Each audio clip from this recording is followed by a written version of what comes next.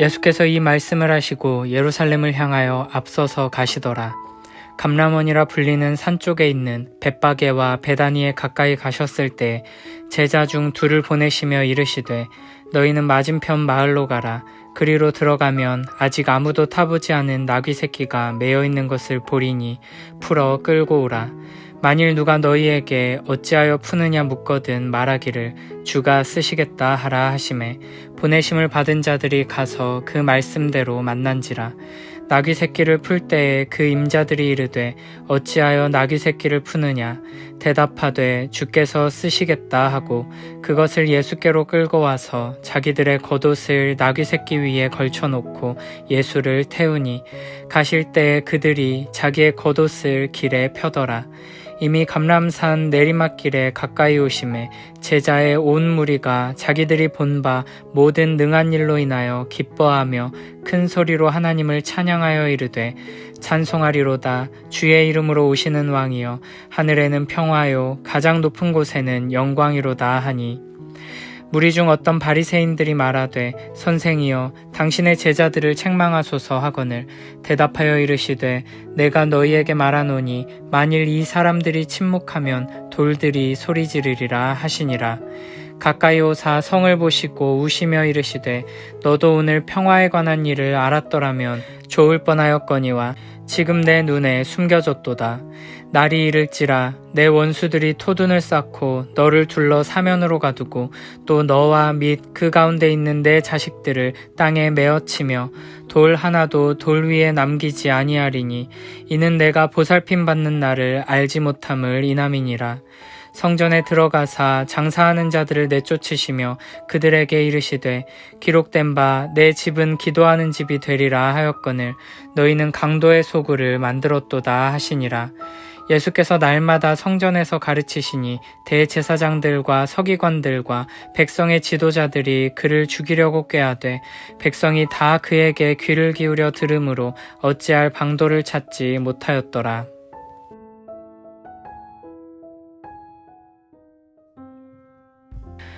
예수님께서는 하나님 나라가 당장 임하는 것이 아니라는 것을 가르치시고 난 뒤에 예루살렘을 향해서 앞장서서 올라가십니다.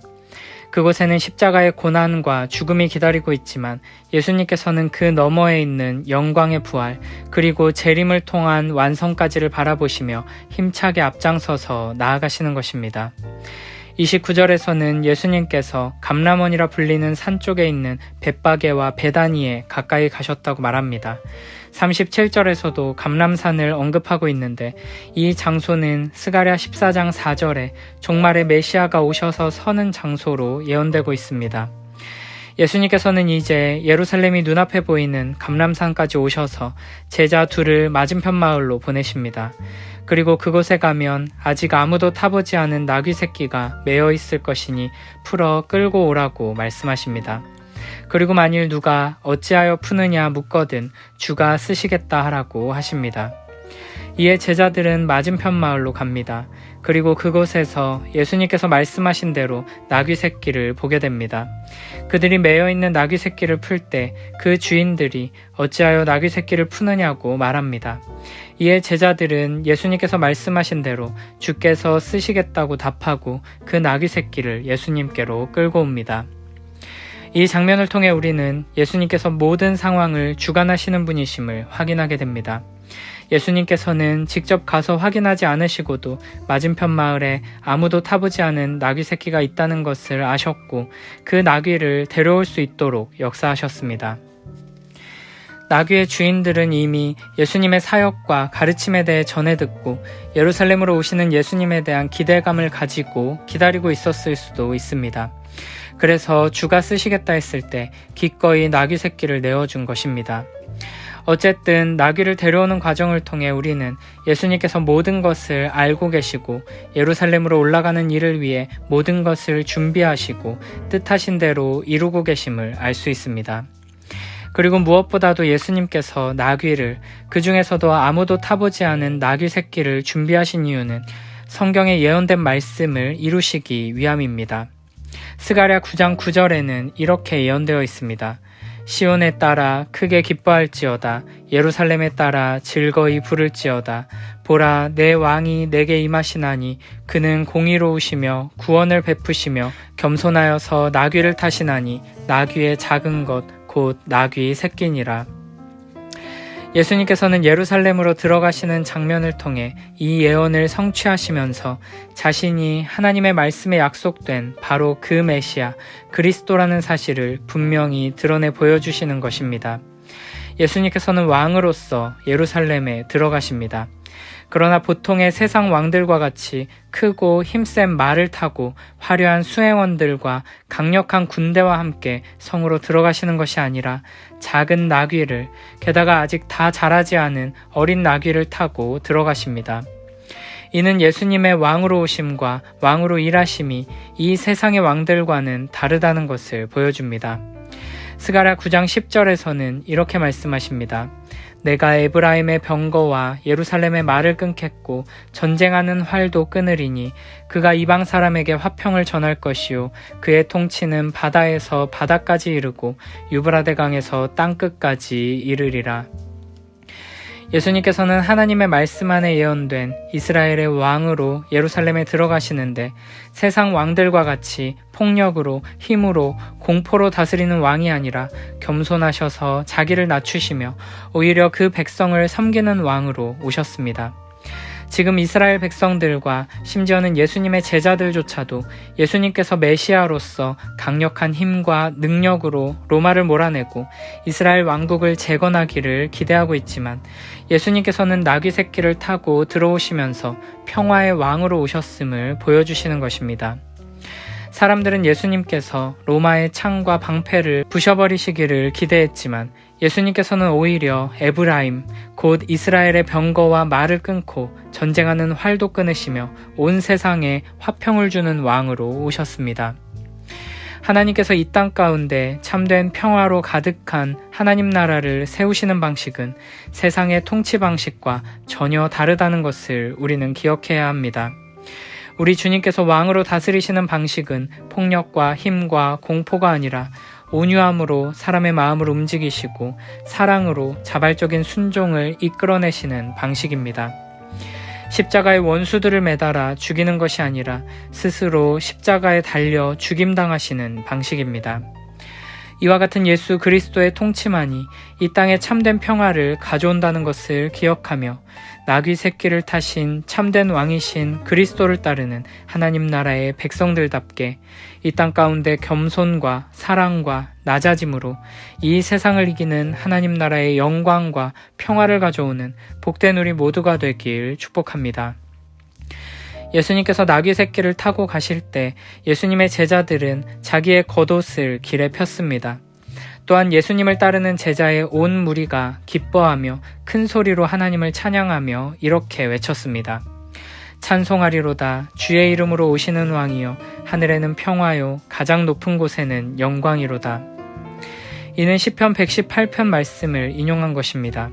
예루살렘으로 향하시는 예수님을 이스라엘의 왕으로 이 땅에 평화를 주시며 하나님의 영광을 드러내시는 왕으로 높이는 것입니다. 그런데 무리 중에 있던 어떤 바리새인들이 예수님께 이렇게 말합니다. 선생이여 당신의 제자들을 책망하소서. 바리새인들은 예수님께서 메시아로 높임받는 것이 못마땅했던 것입니다. 그들은 마치 앞선 열문화 비유에서 귀인이 왕위를 받는 것을 반대하는 자들과 같이 행동합니다. 이에 대해 예수님께서는 이렇게 대답하십니다. 내가 너희에게 말하노니 만일 이 사람들이 침묵하면 돌들이 소리 지르리라. 제자들이 예수님을 하나님께서 보내시는 왕으로 높이며 찬양하는 것이 옳다는 의미이며 사람들이 침묵하더라도 하나님께서 결국 나를 참된 왕으로 높이실 것이라는 의미입니다. 그리고 이 말 속에는 예수 그리스도를 반대하는 자들을 향한 심판의 메시지도 담겨 있습니다. 하박국 선지자는 하나님께 왜 타락한 유다를 가만 내버려 두시는지를 물어봤습니다. 그러자 하나님께서는 바벨론을 통해 유다를 치실 것이라고 말씀하십니다. 이에 하박국은 어떻게 악한 바벨론을 도구로 사용해 유다를 치실 수 있느냐고 말합니다. 그때 하나님께서는 유다의 죄를 심판하기 위해 바벨론을 사용하시지만 바벨론의 죄도 반드시 물으실 것이라고 하시면서 이렇게 말씀하십니다. 담에서 돌이 부르짖고 집에서 들보가 응답하리라. 담과 들보에 있는 돌들이 바벨론의 죄악에 대해 외친다는 것입니다. 그리고 예수님께서는 지금 이 말씀을 인용해 바리새인들에게 답하시는 것입니다. 너희의 죄악, 너희의 교만에 대해 이 돌들이 외치게 될 것이고 하나님의 심판이 임하게 될 것이라는 의미입니다. 사실 바리새인들의 이와 같은 반응은 전체 이스라엘 백성들의 반응을 대변하는 것입니다. 특히 누가복음에서 묘사하는 예루살렘 입성 장면은 온 이스라엘 백성들이 주님을 왕으로 높이며 맞이하기보다는 예수님을 따르는 제자들만 그렇게 외치는 것으로 보입니다. 오히려 대부분의 무리들은 이 장면을 이상하게 생각하거나 바리새인들과 같이 거북하게 여겼을 것입니다. 바리새인들이 거북하게 여긴 이유는 예수님을 그리스도로 인정하지 않았기 때문이고 예수님을 향해 이스라엘의 왕이라고 찬양하는 것을 신성모독으로 여겼기 때문입니다. 반대로 많은 무리들이 예수님께서 예루살렘으로 들어오시는 장면을 이상하게 여긴 이유는 자신들이 기대하며 기다리던 메시아의 모습과 너무나 달랐기 때문입니다. 그들은 예수님에 대한 소식을 계속 전해 들으면서 예수님께서 예루살렘으로 드디어 들어오신다고 했을 때 엄청난 기대를 품었을 것입니다. 그러면서 하나님 나라를 회복할 만한 위대한 능력과 강력한 군대와 화려한 모습의 행렬을 기대했을 것입니다. 그러나 예수님께서는 다리가 질질 끌릴 정도로 작은 나귀 새끼를 타고 우스꽝스러운 모습으로 들어오시고 초라한 모습의 제자들이 찬양하며 따르고 있었습니다. 이 모습은 성경에 예언된 바로 그 메시아의 모습이었지만 대부분의 사람들은 깨닫지 못했고 이해하지 못했습니다. 그래서 이어지는 장면에서 예수님께서는 성을 보시고 우십니다. 비록 시편을 인용해 소리 높여 찬양하는 제자들과 무리들이 있었지만 이 장면의 참된 의미를 깨닫지 못하고 예수 그리스도께서 주시는 평화에 관한 일을 알지 못하고 하나님의 목적을 이해하지 못하고 있었기에 예수님께서는 무지한 그들의 운명을 생각하며 우신 것입니다. 여기서 우셨다는 것은 단순히 눈물을 흘리신 정도가 아니라 심하게 통곡하셨다는 것입니다. 43, 44절에서는 그들의 무지함으로 인해 그들이 당하게 될 끔찍한 최후에 대해 이렇게 말씀하십니다. 날이 이를지라 내 원수들이 토둔을 쌓고 너를 둘러 사면으로 가두고 또 너와 및 그 가운데 있는 내 자식들을 땅에 메어치며 돌 하나도 돌 위에 남기지 아니하리니 이는 내가 보살핌 받는 날을 알지 못함을 인함이니라 하시니라. 그리고 이 말씀대로 AD 70년에 로마 황제 티투스가 유대인들의 반역을 진압하면서 예루살렘을 공격하고 완전히 파괴하는 일이 일어나게 됩니다. 예수님께서는 이렇게 하나님께서 보내신 영원한 왕을 알아보지 못하고 하나님의 사랑을 깨닫지 못한 채 멸망을 향해 달려가는 어리석은 자들을 바라보시며 가슴 아파하시고 눈물을 흘리십니다. 우리는 예수님께서 자신을 알아보지 못하고 배척하고 결국에는 십자가에 달아 죽게 할 그들을 향해 안타까운 마음으로 눈물을 흘리시는 모습을 통해 주님의 사랑, 하나님 아버지의 마음을 보게 됩니다. 하나님께서는 모든 사람이 구원을 받으며 진리를 아는 데에 이르기를 원하십니다. 또한 악인이 죽는 것을 조금도 기뻐하지 않으시고 그가 돌이켜 그 길에서 떠나는 것을 기뻐하십니다. 이렇게 애타는 사랑으로 죄악 가운데 헤매 있는 우리를 향해 아파하시며 눈물을 흘리시는 하나님을 기억하며 더욱 힘써 우리를 향한 하나님의 위대한 사랑으로 나아가는 우리 모두가 되길 축복합니다. 또한 하나님 아버지의 이 마음을 품고 죄악 가운데 있는 우리의 가족과 친구와 이웃들을 바라보며 눈물로 기도하고 사랑으로 섬기는 우리 모두가 되길 축복합니다. 45절부터 48절에서는 예수님께서 성전에 들어가셔서 장사하는 자들을 내쫓으시는 장면이 나옵니다. 예수님께서는 그들을 향해 내 집은 기도하는 집이 되리라 하였거늘 너희는 강도의 소굴을 만들었도다 라고 하셨습니다. 이것이 바로 이스라엘 백성들이 무지한 원인이었습니다. 매일매일 하나님의 말씀이 바르게 선포되고 하나님을 향한 기도와 찬양의 제사가 올려져야 할 성전이 하나님께서 하나님의 백성 가운데 거하시며 하나님과 사랑의 교제를 나누도록 세우신 성전이 장사꾼들로 가득 차게 되었고 오히려 하나님의 백성들을 착취하는 강도의 소굴이 되어버린 것입니다. 그래서 예수님께서는 성전을 장악한 강도와 같은 자들을 모두 쫓아내시고 매일매일 성전에서 가르치셨습니다. 하나님께서 성전을 주신 본래의 목적을 회복시키신 것입니다. 그러나 대제사장들과 서기관들과 백성의 지도자들은 예수님을 죽이려고 했습니다. 예수님께서 행하시는 일들이 자신들의 죄악을 드러내고 그동안 누리던 기득권에 위협이 되기 때문입니다. 하지만 백성이 다 주님의 말씀에 귀를 기울여 들었기 때문에 어찌하지 못했습니다. 오늘 본문을 통해 우리는 우리를 위해 예루살렘으로 올라가시는 예수님을 보게 됩니다. 주님께서는 많은 사람들이 기대했던 세상적인 왕의 모습으로 오지는 않으셨습니다.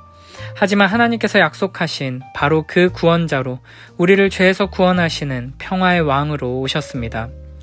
마태복음 20장 28절에서는 이렇게 말씀하십니다.